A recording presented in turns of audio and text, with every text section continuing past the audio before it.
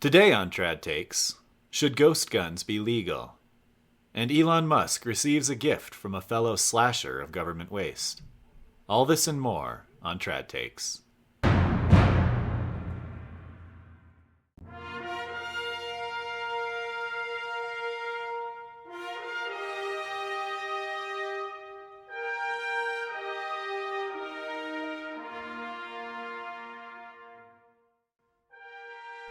Welcome to episode 8 of Trad Takes. As always, we are hosted by the Traditionalists, and I'm Eric Kosovich. Thank you for joining me this week. Please like this video and comment with questions, topics, and even disagreements. I enjoy those. Finally, consider subscribing to the Traditionalists and do make sure to ring that bell. We'll start off today, like we do every week, by reading my favorite comment on last week's video. I'm going to read a couple because there were a lot of good comments on episode 7, so thank you for that. We'll start with Janet R5693. Janet says, "It's worrisome to consider who you set yourself up to be." And then in a separate comment, she said, "Hope God is more merciful than you." To both, Janet, I say, don't worry. I don't set myself up to be anyone, so no need to worry about that.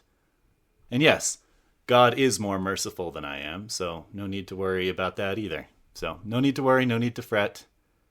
Thanks for the comments, and do continue to comment. I appreciate you listening, Janet. Next in the comments, we have DT-CZ2SL. I'm going to call you DT. It's a very long comment, so I'm just going to read some snippets of it, if that's all right. DT says, "Yours and Father's friendly spat is pretty hilarious. I have always been a little suspicious of these loopholes enabling people to own AR-style weapons without serial numbers. Buy all the parts online and put them together. Kinda plays in with the tax-free ammunition. One of the things Joe Biden rightfully said a few months back is that people with guns won't have a prayer against the government and army." Great comments and thoughts, DT. I was going to respond to them in my own words, but another listener basically said exactly how I would have replied. This is from Aaron Alkima, 1284. Aaron says, "The idea that we need to have serial numbers for implements of self-defense is ridiculous. The right to keep and bear arms shall not be infringed. If I want to build one of my own firearms, why do I need a serial number? Why does the government need to know?" I 100% agree with that comment, Aaron. That's exactly where I would have gone with it. Now, I'm very pro-Second Amendment, but I don't myself own any of these serial-free firearms. I have looked into the process, and while it is more difficult than, say, putting together a Lego set, it's not that hard, it's not overly complicated. But even if it were super easy, the idea of registering firearms, or only being allowed to have them if they are serialized, is ridiculous.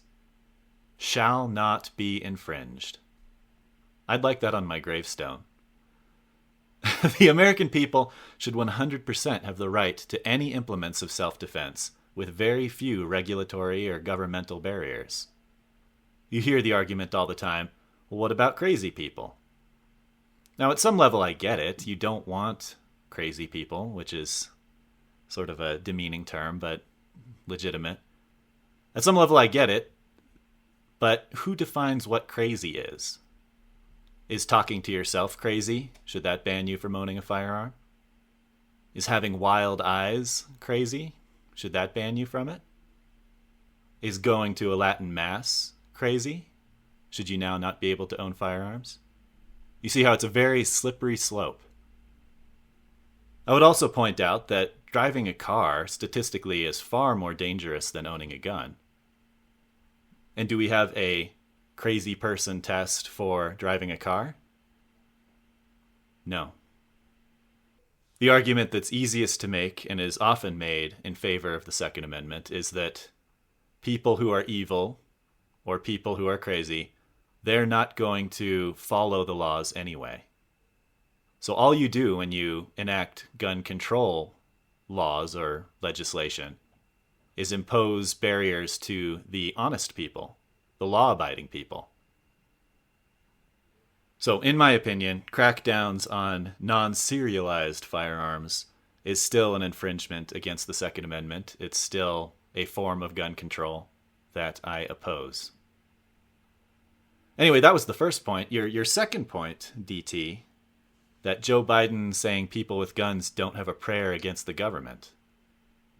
I disagree with that. I know that's been used a lot, like, oh, what are you going to do with your AR-15 against a nuke?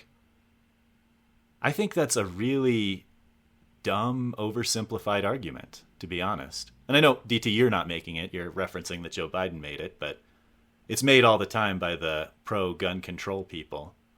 And I just think it's silly. Let's say that Biden, or in the case of our current government, Trump, suddenly ordered that all gun owners were to be targeted or taken out. How do you plan on using a nuke for that? Are you going to nuke Dallas? Are you going to nuke Sacramento? You'd kill far more non-gun owners than gun owners if you nuked a city. Are you going to firebomb rural Kansas? Sure, that'll get more gun owners, but there goes the breadbasket for the rest of the country. I just don't see the argument that nukes could ever be a legitimate defense against the American populace. Drones or military and police raids are probably more likely and a slightly better argument, but it still doesn't stand the test. Can you imagine an order going out to the police or to the military to go door to door throughout all of America and take away people's guns? First of all, most of the men and women in the military and the police are good people who would reject the order, or they would quit the force, or more likely, most of them would probably even join with the armed civilian population. And those who didn't, those who did actually try to enforce this, would have extremely high attrition rates. Eventually, they would all be gone, or more likely would lose motivation after a few raids gone wrong. Drones are maybe the best argument, but I still don't see it. You have people operating the drones, and the same argument applies. Most of them would quit. And the ones who didn't, they might be successful for a while. But drones are fragile, and many of the people who are able to build and repair them are likely the very same gun owners that they're targeting. So in short, I don't buy it, and I have never bought what is the AR gonna do argument. America is as free as it is, in large part because the government is still truly afraid of us, as they should be, as the government was set up to be. The only thing we, an armed American people, should be afraid of is ourselves giving up this power willingly. And if we trade freedom for security, we will end up with neither. Great questions and great topic, DT. The last comment I wanted to read, I might not even get to any news today, is a wonderful suggestion from avid listener Fran Geckel. Topic suggestion: make science Catholic again. Might be too in-depth for one show, or would need a longer time slot. Many traditionalists today seem to scoff at science, but they don't hate science. They hate political and financial overreach in science. It leads to a disillusionment with this branch of learning in general, and the jaded view further leads to throwing out all science in favor of some random dude on the internet with a theory that scientists just don't want you to know about. We need more Catholics in the sciences so we can continue the long and glorious history that the Church has had in promoting scientific advancement. This is a great comment, Fran, and this is a great idea. I really love it. It's something that I would certainly be interested in helping with, if not even leading. I don't know if it best fits on the Traditionalists or if it's on Catholic Family Podcast or what, but I have a science background. I would be happy to contribute to such an endeavor. If there's anyone listening who also has a scientific background or knowledge and would like to contribute to something like Make Science Catholic Again, email popesandpipes@gmail.com. Put Trad Takes in the title so they know to send it to me. Yeah, no, I think this is a great idea. My problem is that I barely have time for this show. In fact, I really don't have time for this show. So adding another show on top of it just wouldn't be feasible. But maybe it's something that instead of doing Trad Takes every week, I could do every other week, and then in those off weeks, post a Make Science Catholic Again video. Everyone, let me know in the comments if this is something that you would be interested in, if this is something that you'd like me to pursue further. And again, if there's anyone out there who would like to contribute to it, email popesandpipes@gmail.com with ideas or offers for content. Before we get into the news this week, I did see an interesting litmus test. So if you are, like me, a red-blooded American who is very happy with the current state of American politics, but there's a part of you that just wonders a little bit, am I falling in love too much with these humans that are currently in charge, particularly our great orange leader, Donald Trump? How does one tell if oneself or others around are too far into the cult of personality of Trump? And here's your rule of thumb. When Trump says something you like, do you think of him as a straight shooter, a clear the swamp, just a completely honest, direct person? But then when he says stuff you don't like, he's actually just playing 4D chess. He's so many levels above all of us that he knows this stuff he's saying is dumb, but he's still saying it in order to have future plans work out in the way he wants them to. If this is how you feel, then congratulations. For better or for worse, you are indeed too far into the cult of Trump. Why do I say that? Thinking this way is completely illogical. Someone being a straight shooter and direct all the time, except he happens to be playing 4D chess every single time he says anything that you slightly disagree with. That's not him intentionally turning off and on, being direct versus playing 4D chess. That is you internally rationalizing everything that comes out of his mouth so that you can still idolize him as the great president that you want him to be. And that in many ways he is, to be frank. But watching people and pundits rationalize his statement of, well, the U.S. will just take over Gaza, or any number of statements or actions like that. It's watching people without reason justifying to themselves and to their viewers and listeners why everything he does is perfect. And that's not the way this is supposed to work. And this is certainly not the way that I plan on operating my show. I will give Trump all the credit in the world for the good he's done, and he has done an awful lot of good. But that does not limit me from denouncing him when he says or does things that are bad. And I hope most of our listeners feel the same way about him. Now, a political figure that I am just waiting to jump on something he says that is incorrect, but he does not seem to say many things that are incorrect, is my favorite J.D. Vance. I think he once again takes the lead from Ron DeSantis on my favorite politician due to his latest interview at CPAC this past week. So we had a 30-minute interview, and the moderator, Mercedes Schlapp, asked him a personal question.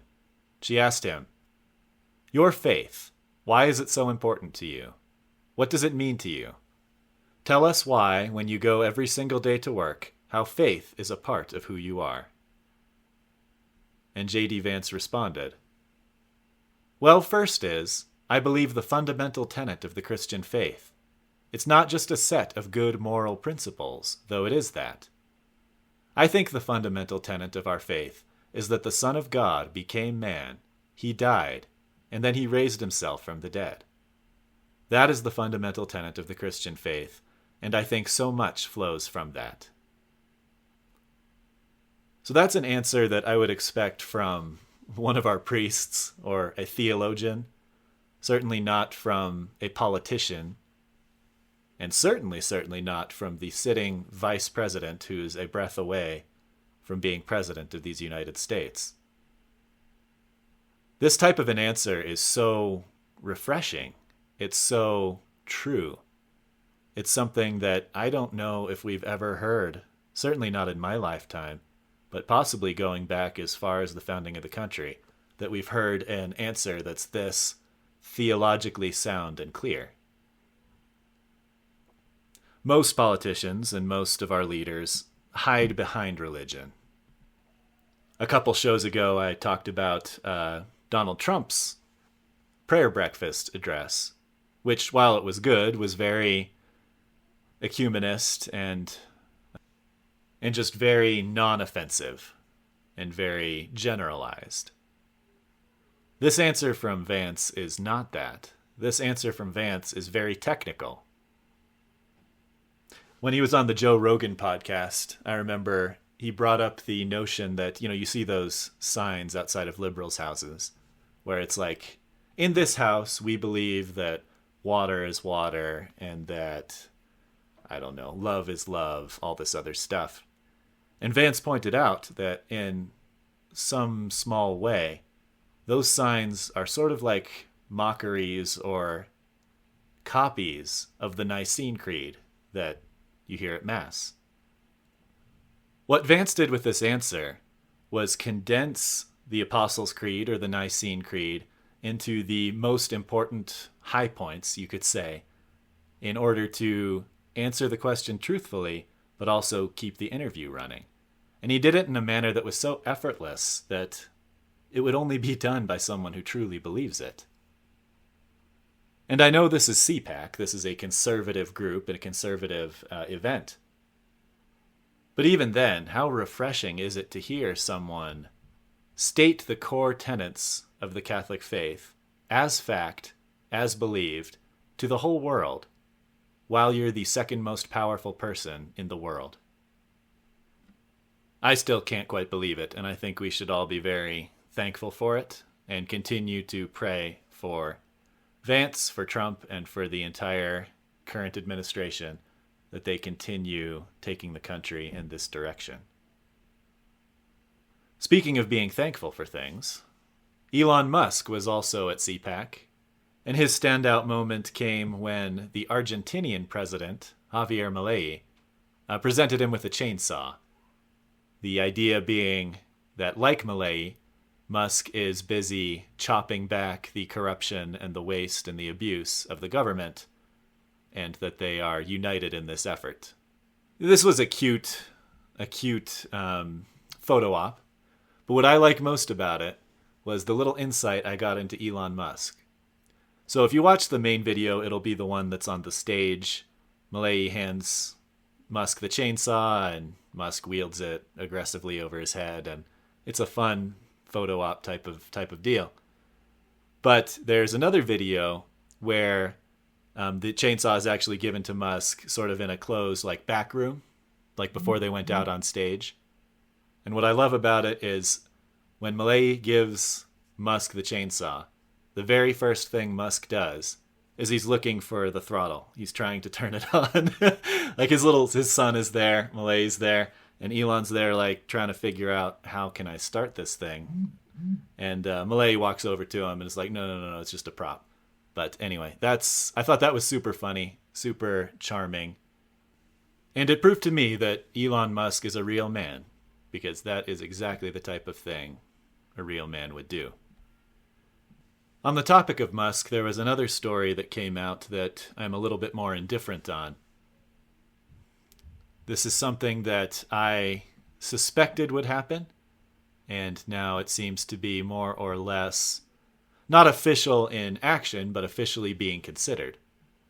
Someone on X, formerly known as Twitter, suggested that Trump and Musk should announce a Doge dividend, which would be a tax refund check sent to every taxpayer funded exclusively with a portion of the total savings delivered by Doge.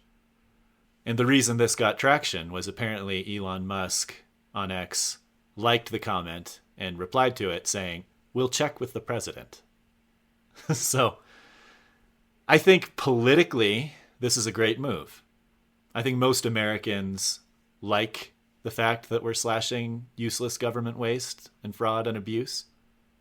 But a way to really hammer that home, what that means, is instead of, we're just laying off these people or we're just saving X number of dollars, seeing a return to one's personal bank account of whatever it is, $3,000, $4,000. That really brings home like, hey, this is all the money that was going to these useless items that the government was funding. And hey, it becomes more real for people and potentially works in the advantage of keeping the public opinion on the side of Trump and Musk who are doing the slashing. What I don't like about it is the economic side of it. The first reason I don't like it is just on principle. It's classic redistribution of wealth. It's the same thing that we had with child tax credits and COVID checks, that type of thing, where everyone gets money from the government. We're not actually getting that from the government. We're getting that from the taxpayers. And taxes are primarily collected from wealthier people. The people with more money pay more taxes. People with less money pay fewer taxes. But when everyone gets the same check, effectively what you're doing is redistributing the money from the wealthy to the poor. I mean, sounds great if you're a socialist, but that is really the basis of socialism. And yes, this is slightly different in that if this isn't money that was taken for the purpose of redistributing, this is money that was saved from being spent on ridiculous things. But it is still a redistribution of wealth. The second reason I don't like it is because of the effects that checks like these have.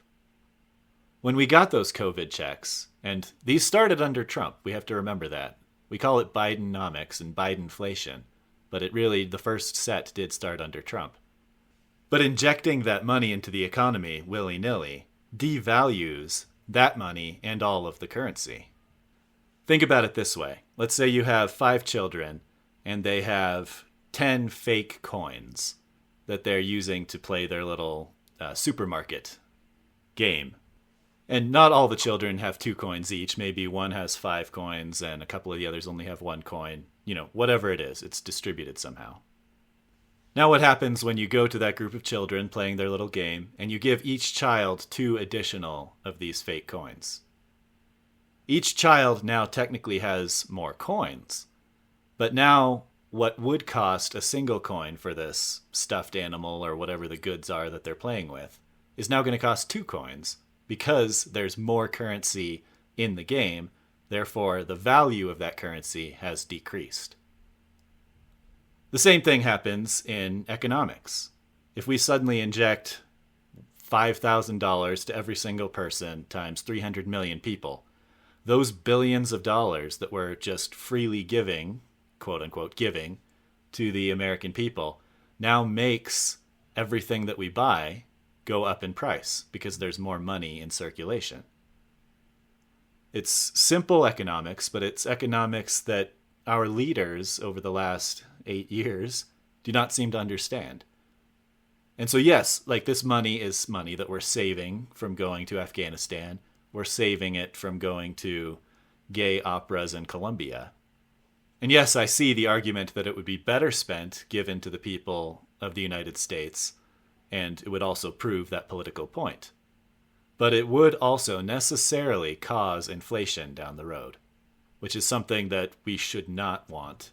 And we should have the long-term capability to understand that that quick $3,000, $4,000, $5,000, whatever it is not worth years and years of runaway inflation in the future. So again, interesting political idea. I understand where they're going with it. I hope it does not happen. But guess what has happened? A few days ago, the Kentucky Senator Rand Paul endorsed Trump 3 months after his election, saying, I was wrong. This is interesting. Rand Paul has in many ways been my spirit animal in the U.S. Senate. He's up there in my estimation, along with the likes of Ted Cruz, formerly J.D. Vance in the Senate, now vice president, and then a few governors around the states, primarily Ron DeSantis. But I've always liked Rand Paul. I liked Ron Paul, his father, before him. Every year when Rand Paul comes out at Festivus and lists his airing of grievances about government waste, he really gave us a preview into what Doge was going to do.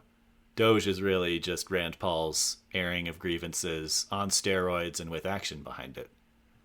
And I think that might be one of the reasons Rand Paul, I don't want to say came around, but came out with this endorsement of Trump.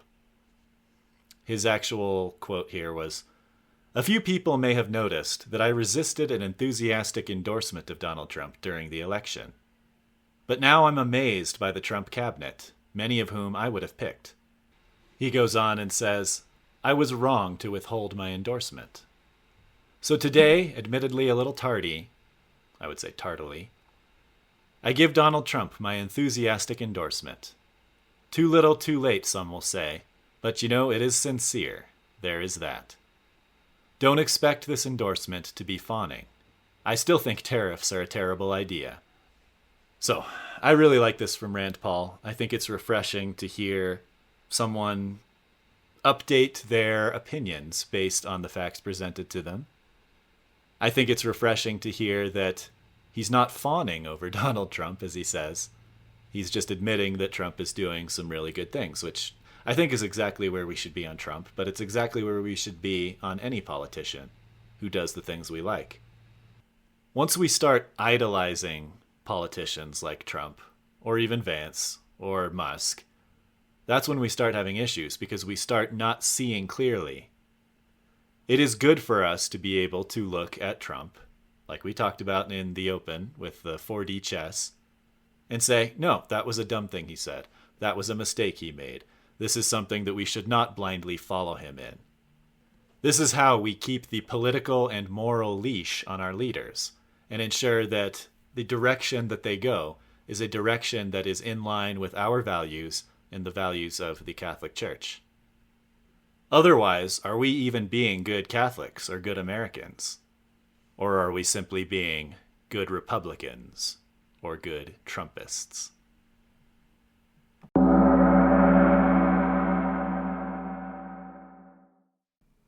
That sound means we're all out of time for today. Please like, share, and subscribe to The Traditionalists, and don't forget to ring that bell. And spread the word, whether for my show Trad Takes or for any of the other shows hosted by The Traditionalists. Remember to leave a comment. It might well be the one I pick to read and react to next week. This is Eric signing off. God bless you all, and God bless these United States of America.